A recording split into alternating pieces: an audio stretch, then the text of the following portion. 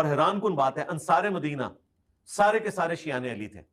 Even जब हजरत अबू बकर की बैत हुई है ना, तो इन्होंने भी बैत नहीं की थी हजरत अबू बकर की। क्यों? वो साथ थे हजरत अली के, वो चाहते थे हजरत अली खलीफा बने।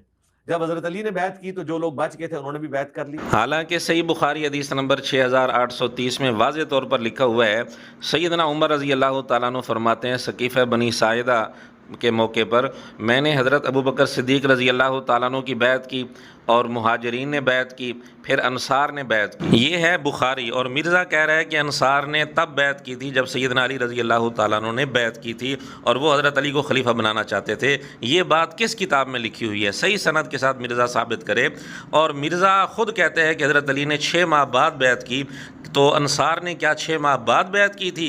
ये किस किताब में लिखा हुआ है? किसी फ़िल्म में तो नहीं। अब बुखारी माने या फ़िल्म माने? क्या मिर्ज़ा ने टेबल पर बुखारी सिर्फ सजाने के लिए रखी है?